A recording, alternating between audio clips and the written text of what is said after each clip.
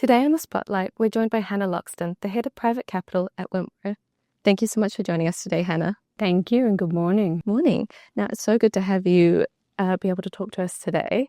I was just wondering, for those who might not know you already, would you mind giving us a little career overview on how you arrived in your current role? Yeah, of course. So if you go right back to the beginning, I studied at University of New South Wales.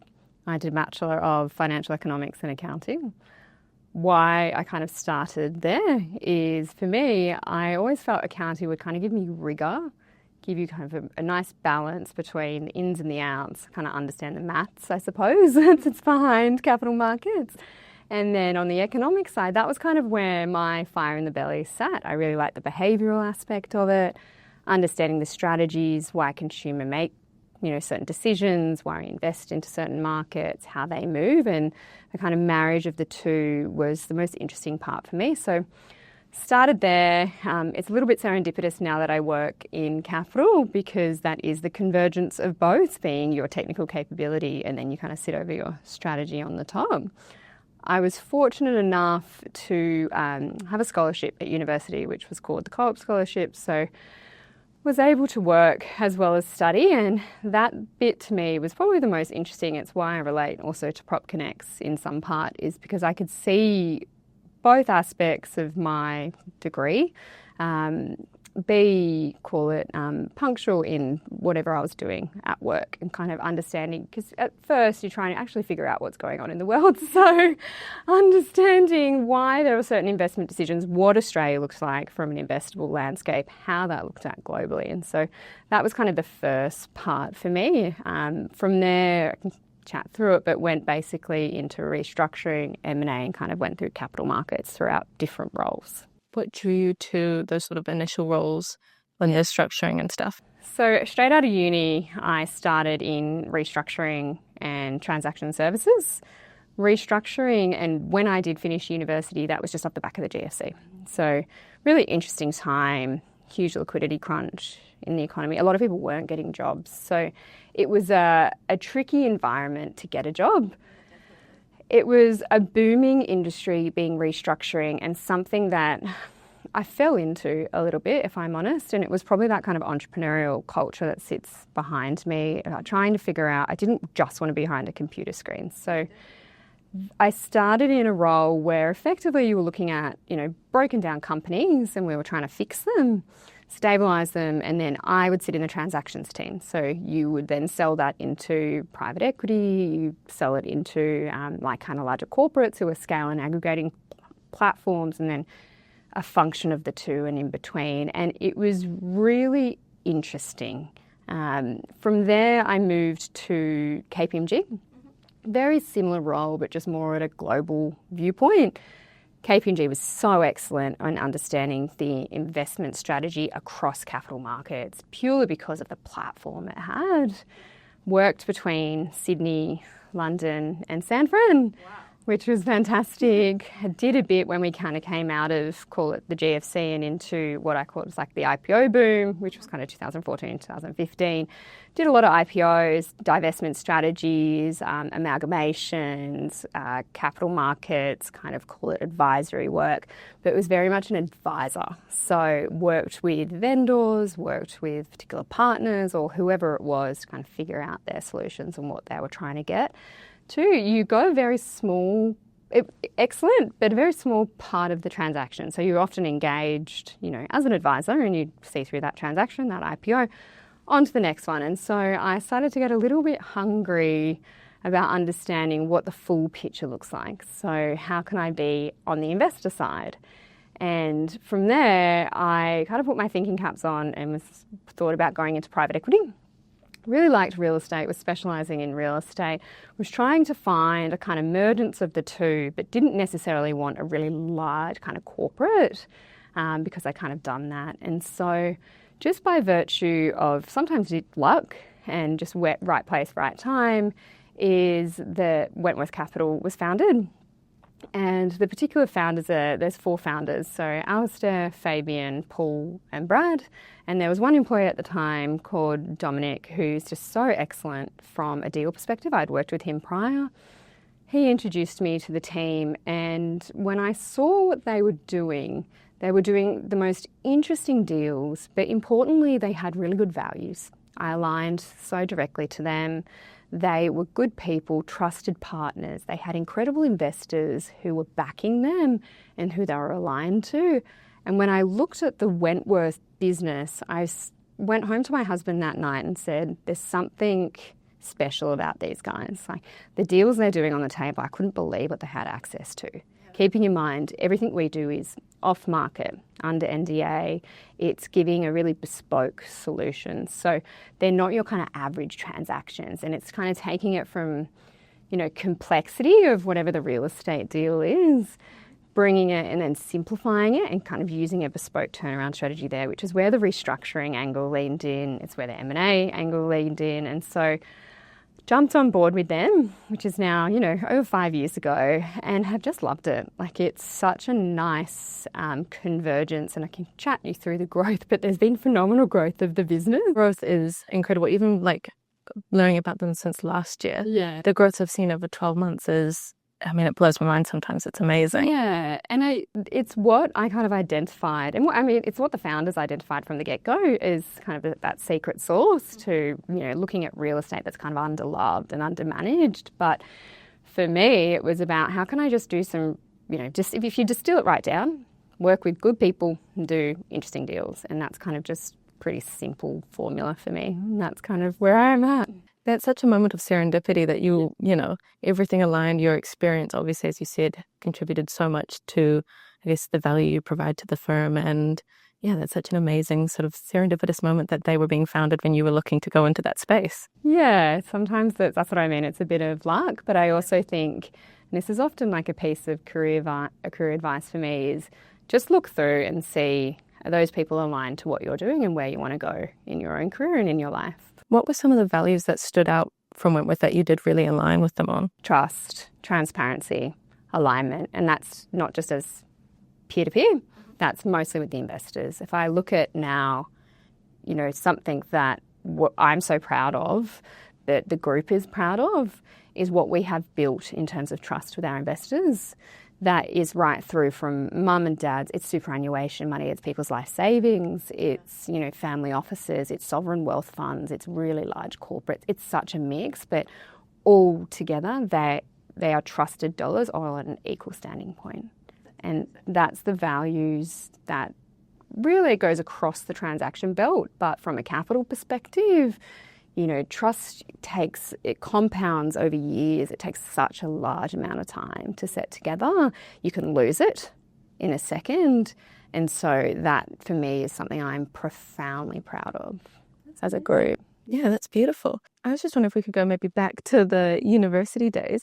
You touched on this a little bit, but it was your enjoyment of, I guess, getting your hands in the role early and getting that sort of experience early on and stuff like that. Were there any other skills or opportunities that stood out from your time at UNSW? Yeah, I always had this, and I still do. And when we talk to talent in our business, it's have a growth mindset. But from the get-go, I always just said yes to everything. Try everything. If you don't like it, that's okay. It shapes who you are and where you want to go. If you do like it, fantastic. If there's a challenge and you lose, use it as an opportunity to grow. I think it's so important just to try things. So for university for me was just about trying multiple avenues. At one stage I wanted to be a full-blown economist. Quickly realised that wasn't going to happen. But it was about trying. So I did just like a really small 8-week internship at the RBA. So you've just got to try. And for me, looking back on university, I often see this when it comes through in our talent pipeline is if you could just have grit. And that doesn't need to look like I'm, running marathon and doing all of the things. It's just about having that growth mindset across study and personal growth. Yeah, and uni is such a good time to, You have so many hours. You have, I think it's 12 hours of study. Exactly. Use up all those extra ones and try something new. That's such good advice for people, even before you graduate or in the early stages of your career. Jump into new opportunities and if there's a project that you can put your hand up for, give it a go. And try. And you don't need to win at everything. It's okay to fail. You're learning from it and stuff like that. Has there been, I guess, like an opportunity that you've taken a lot from, even if it didn't go, I guess, as you planned in your mind? At university or in my career? University career, either one. Yeah, I think I've been pretty fortunate to have and seek them. That's probably something that's a piece of advice, mentors over my career, and it's still growing. It's still, I'd say the first thing which you'll gather from what I've spoken is advice-wise and moments that have struck me is just continue to be relentlessly curious. Really question the norm. With my investor hat on, would I put my own capital, my own money into something? That's not from a Wentworth perspective necessarily. At university, if you're looking at a particular project, PropConnects, would you invest into that? Yeah. Would you actually underwrite your own money in that? And be curious about how you can kind of look at things differently, test the norms. That for me has kind of been a piece of advice that one mentor gave me, not necessarily that, but it was about adaptability and being resilient. And that can look in so many different varied forms, but your career, this particular mentor mentioned this, is a compounding career. You have such a long time to drive your own value, personal and professional. Just continue to be open with your mindset. Yeah, and just sort of stacking that experience and again, it ties back into that growth mindset. Yeah. Do you think that, having that growth mindset, the resilience and grit, but also the adaptability, do you think those are some of the key drivers of your success, or are there any other traits that you think? Yeah, I'd say, if I think about how I measure success, it's those for sure, because they're a factor of what you drive as value in your job. But success for me, and I've learned this in some ways the hard way as a growing family and, bringing up kids with a busy professional career, my success now is measured on my legacy and what I give back. So that is what is my legacy to my community, being my investable community and my friends and family. First and foremost, and this is a piece of advice that I often come back to when people ask about female leadership throughout, and male leadership, but growing families in particular, is what you do and the tasks you do at work are so important, but if you have the right team, they're replaceable. You can be replaced. Yeah. And that's important because you need to build the right battalion around you that has your back. But at home, you're not replaceable. No. As a mum or a dad, those kids look to you for everything. So for me, success is measured on the legacy that I have, whether it's early in my career, middle of my career, and hopefully, future into my career with Wentworth. It's how is that legacy provided as a team member, but importantly, first and foremost, at home. That's awesome. Yeah. I think that's something really nice that we're seeing, obviously, more as women get into those leadership roles. There is a growing discussion around that, and, coming up into the start of my career, it's great to have those people to look up to and have, I guess, that advice on having balance and also, thinking into your community and stuff like that. Wentworth does a lot of work with their community, either through PropConnects or your work with Giant Steps. Mm-hmm. Could you maybe talk into a little bit about that and how it aligns to the Wentworth values? Yes. So Wentworth, first and foremost, before jumping into Giant Steps, we care about the communities we invest into. When I talk about my own legacy, I see it similar with, when we talk to Wentworth and how we're positioned in the market, we want to leave a lasting legacy to our communities, right? So what that looks at is we have for-profit strategies. And so we sat here, 18 months ago and said, how can we converge for-profit strategies with not-for-profits? And how can we give back to the community with a pro bono hat on? And so with those thinking caps on, we aligned to an Australian charity called Giant Steps. Incredible charity, 30-year track record, just absolutely phenomenal what they're doing. And they are an Australian charity that effectively supports, the right through from kind of call it 2 years up to adulthood, men and women on the autism spectrum. They provide really critical education that is highly specialised and it's irreplaceable what they do. And so they had this situation where their services were just completely oversubscribed, I suppose. They're a charity, so they couldn't be kind of economical in that. And so we put our hats on and said, why don't we create value for this charity by helping them buy real estate? Typically, charities don't have kind of a profit and loss, call it economic model that sits around it. And so we bought real estate and for them, in partnership with them, also with their capital, and we will grow that real estate and work with them to, really kind of drive underlying value for Giant Steps long term, which often charities are kind of overlooked in that situation. And the kind of key message for us was, over here we have a very loyal, incredible base of investors who often want to do things in not-for-profit but are trying to understand the alignment of skills. Let's create a fund where we can use their capital, buy half of this property it was, and then allow for the expansion of Giant Steps, which is critical infrastructure that our communities do, and Wentworth does it all philanthropic. It's our impact, and effectively we give back to the community. So the whole team's involved in it. That's awesome. And it's such a long-term, way of helping. It's not going to stop with this generation or iteration of Wentworth. It's going to keep going and stuff. Exactly. And we sat around and discussed this a lot, but ultimately, what are our skill sets? Why are they different, and how can we help someone? So we aren't, teachers, Giant Steps are the ones who are doing the good work. We're just helping from a real estate perspective. Because it's tangential. We already have it.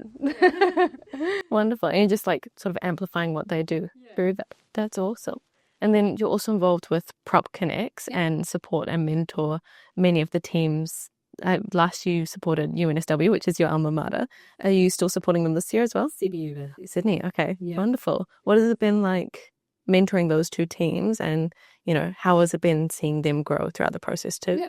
So the whole team, being Wentworth, help with this, not just myself, but to help for Prop Connects in particular. What we try and do, and this is kind of a function of all of our talent, is think outside the box. When you look at the Prop Connects transaction that you have, university is so, and in some ways, this is where I got frustrated, is here is the task, you need the answer, get your 10 out of 10 or your 8 out of 10 or whatever it is, your 1 out of 10, and that is the rhetoric. Now, when the Prop Connect students come in, we put a problem on the table and we say, how do you think differently for this problem?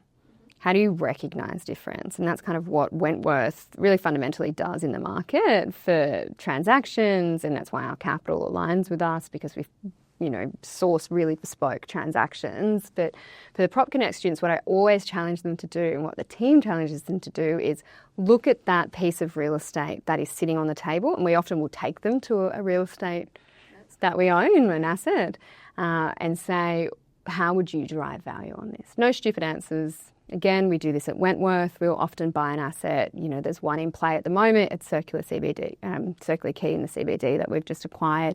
It's vacant. And so we got the team. We do this every Friday. We sit down and say, no stupid ideas. What do you want to do? Yeah, so just about thinking outside the box. We really want to recognise difference for Prop Connects, and it's pretty clear quickly who is that kind of entrepreneurial spirit, and we really lean into that. Yeah, that's such a good, you're creating such an open environment that people can, say whatever they want, and it's in those moments that you'll find the most, what might seem bizarre, but the most interesting opportunity. And we've had that. Has there been one that you've been like? Yeah, we've got that in the Rocks. We have 2,500 square metres of land that has 18 beautiful terraces. They're the largest terraces in Australia there. There is a small portion of that we can think outside the box on. And so the team often puts their thinking caps on and says, how can we derive value on that? I think that was the one we got to visit last year. I loved that one. That was beautiful. Yeah, that was such a fantastic. I loved also getting the hands-on experience of actually going to see the assets. That was one of my favourite moments. And it's often the team does it all the time. Obviously, they're out on site. I go out on site often, But for investors, would always rather, and particularly because our assets are centrally located, logistics-wise, they're in infill locations in a ring, but living-wise, they're in land-constrained areas where we can, they're under-loved, under-rented, and that's how we're going to get our pop of capital growth. But they're close to the CBD for Melbourne and for Sydney, and so really utilise that. And often I'll get the investors walk around. It's a lot easier when you can touch and feel and see the real estate than just talking to it. Brings it to life a little bit more than just sitting in a meeting room. That's awesome. So you take the students you're mentoring to different assets. Yeah. That's awesome. Has there been, certain traits or, obviously when you're looking at the talent pipeline, you're looking for like growth mindset and those, really creative and curious spirits. Yeah. Is there anything maybe like from a technical perspective that you've seen them like develop a lot? Yeah, there is. I think having a really sound capital markets background is pretty foundational for us. Yeah. It's really knowing how to underwrite a deal. So that can be from like a three-way cash flow model perspective. That can be on the real estate side, underwriting development and repositioning and rents and things like that.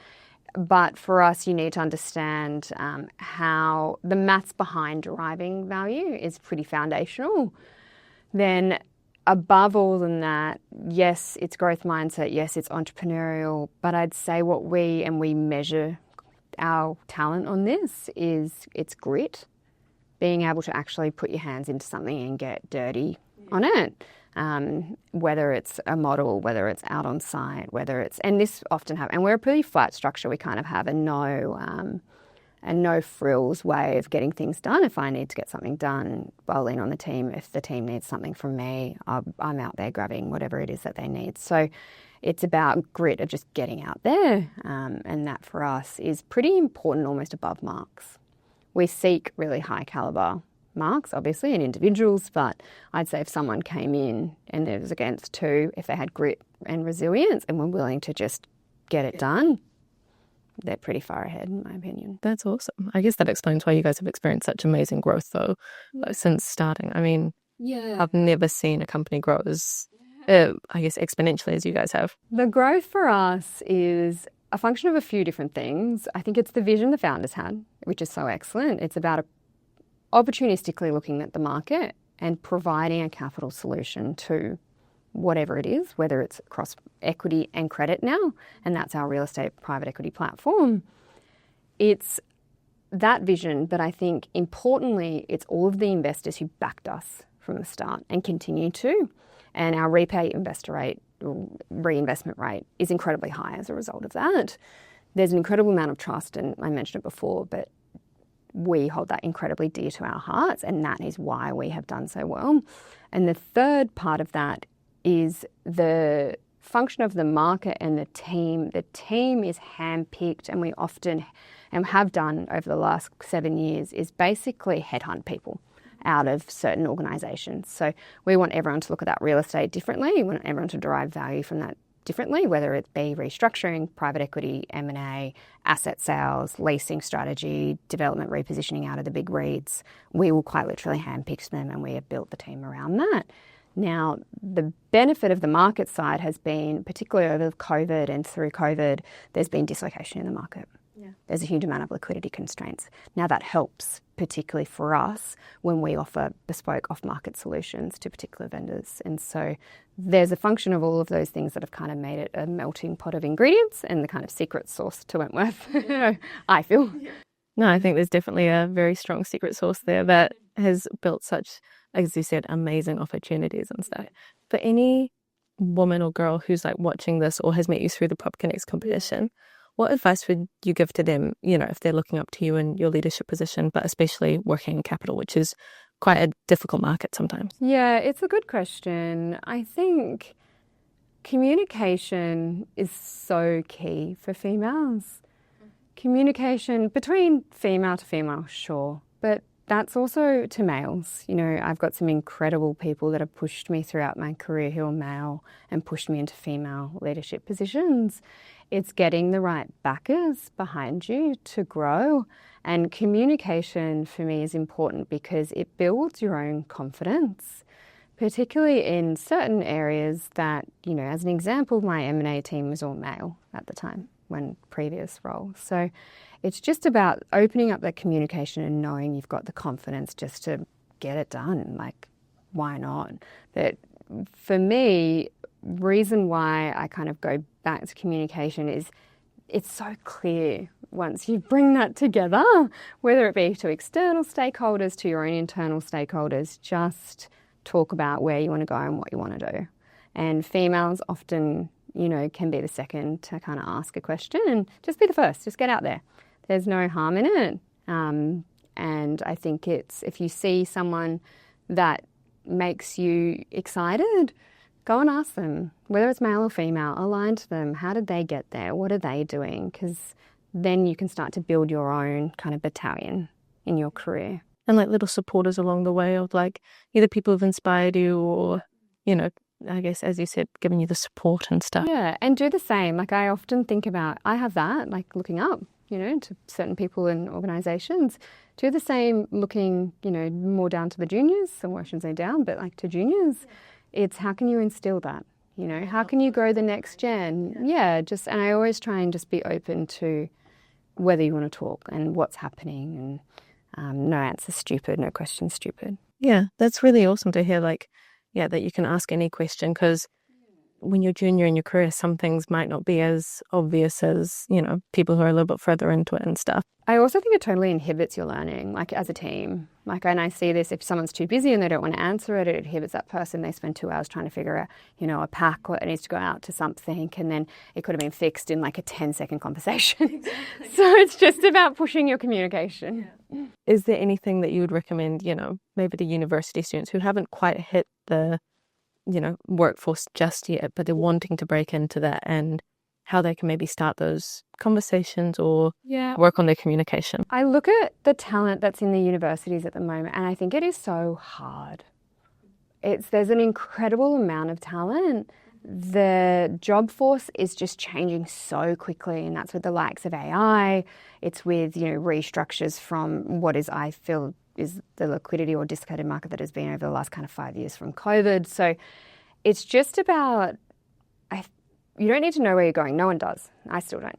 It's just about that adaptability. And the hardest thing is just getting through the door, in my opinion. It's so competitive. And I see the talent that comes through our door, just from whether it be hiring, any role, but particularly the interns. And they're excellent. They're so good. But who often stands out, and this is before workforce, is just be hungry. And it might feel annoying, but it shows drive. Yeah. And it's very clear to me some individuals who don't have that drive. That they find just kind of coasting through and not taking those extra opportunities. Yeah, and just thinking they'll do the one internship. It's just be a bit more adaptable. I think in this market you need to be. Yeah, that's fair. And yeah, as you said, the competition just keeps getting better and better and better each year, which is kind of cool. There's like that quote, iron sharpens iron. Yes. Like that's always great, because, you're like, okay, it's harder, but I can learn from these people. Yeah, and I look at some of the talent that's coming through, and I think if I was in their position, I probably wouldn't be hired. So I don't know. It's like you kind of stand on the giants of those before you, and you get to learn. And also the opportunities are so vast now. Yes. It feels like everyone has, different programs or projects and internships that they're like allowed to get in on, and sort of, expand those extra skills that just doing the degree is now not stock standard, but it kind of has become like that. Yeah, it almost is the US model, you need to do additional kind of value proposition pieces for your own career profession now. So it's getting pretty competitive, I feel, here. I feel like that's good though. It's great for us. Yeah, exactly. Now, as you said, you've been at Wentworth for 5 years now, is that correct? What has been, if you can share with us, maybe one of the pivotal projects that you've worked on, or something you're just really proud of? I think first and foremost, I mentioned it before, and then I can talk to the projects, it's building the investor base we have. Mm-hmm. That is what I'm most proud of as a firm, as a team member, as looking to the founders for what they've done. As I said, trust is everything. When you delve into that deeper, there's probably 2 things I'm proud of, and one's a project and one's the opportunity set that's ahead, which is so exciting. There's a lot of blue sky. The project I'm probably most proud of that sits in capital is we recently raised a real estate private equity fund. It's a flagship fund. It's focused on opportunistic real estate investments, really trying to capitalise on what we felt is that dislocated environment. It's sector agnostic. It's the highest returning strategy we have. There is some seriously interesting transactions in there, and life sciences is one as an example. We've got industrial in there, we have living, we have residual stock transactions, we have countercyclical office in there. That project was the reason why the business was fundamentally set up, was to put together a pot of discretionary capital that can move around the market, take advantage of real estate opportunities. We have executed and delivered on that. The fundraise itself, we wanted to do roughly $250 million of capital, use co-investment partners and scale the strategy from there. It was very well received by domestic and offshore capital as well. And we closed that fund recently at $350 million, which is our hard cap. The reason why I'm so proud of that is so much went into that from a team perspective. It's the DNA of the business. There is so much, and while it sits in capital, it's the deals that are in there are sourced uniquely from the excellent team members that we have. It's the real estate team that is the engine room and that is turning around those strategies. It touches everyone in the business, so it's something I'm very proud of and confront and talk to capital on. That is probably the project I'm proud of in the last 12 months. Looking forward with the success of that project and the opportunity set that's sitting here from equity and credit, there is so much the business can do and is wanting to do. We have a significant amount of dry powder with that fund in particular, with our, call it more passive capital partners, with this credit platform that we're leaning into. So for us, it's about just now, we've got the infrastructure, we've proven the track record, we've got the good investors. Where can we go from here, and how can we remain disciplined always from a capital perspective and transactions perspective, but the opportunity set is larger than I could have ever thought. So it's, for me, I'm sitting here being pretty excited, and it's why from a talent perspective we really want the right individuals to come in and grow with that growth. Yeah, absolutely. And I guess that you've got such a good pipeline where you take them in, in those very early internships. Yeah. And then they can sort of grow with you and stuff. Yeah. But those sound like some incredible projects. But then, as you said, blue skies ahead. Where will this go? It's going to be incredible. Yeah. Can we touch on the life sciences thing a bit? Because that's like such a hugely growing area. Yeah. And I feel like not many people necessarily know about it or talk about it too much. Yeah.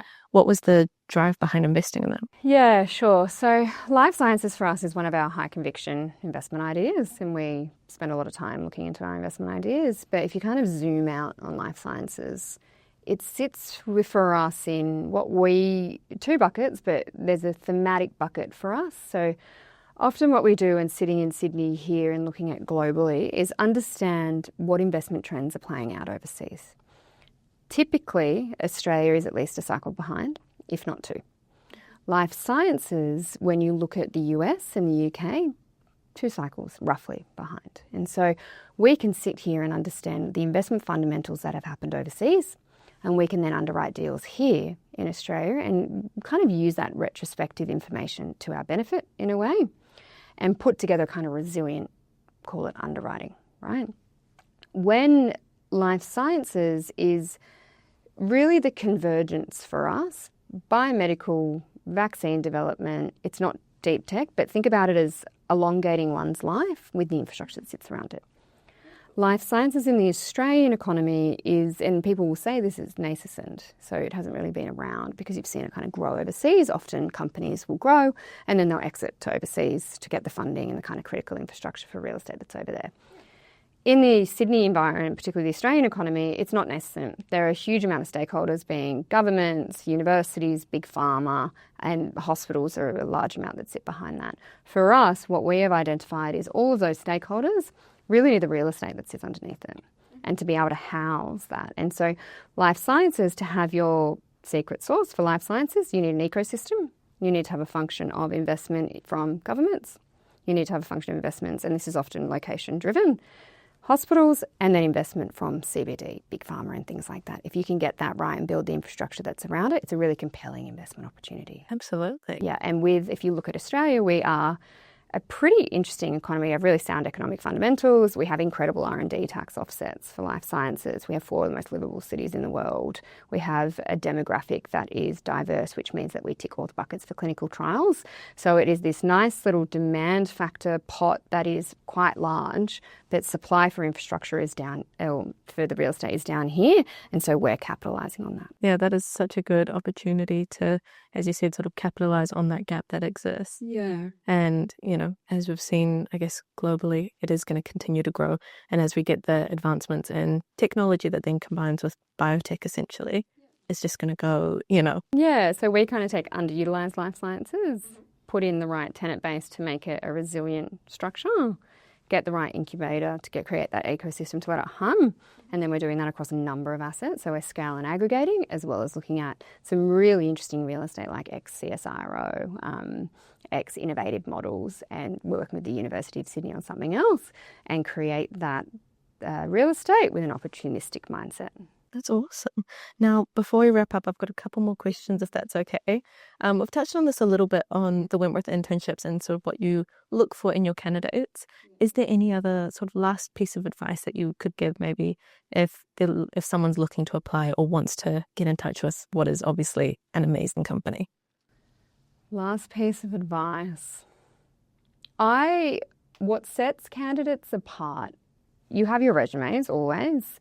What sets them apart when they come in is to talk about global trends, where Australia is based, what we look like from a macroeconomic perspective, because when you look at the market, and I reflect on this as my own career, you can never control the market you invest into, but you can control the decisions leading up to that market and through that market.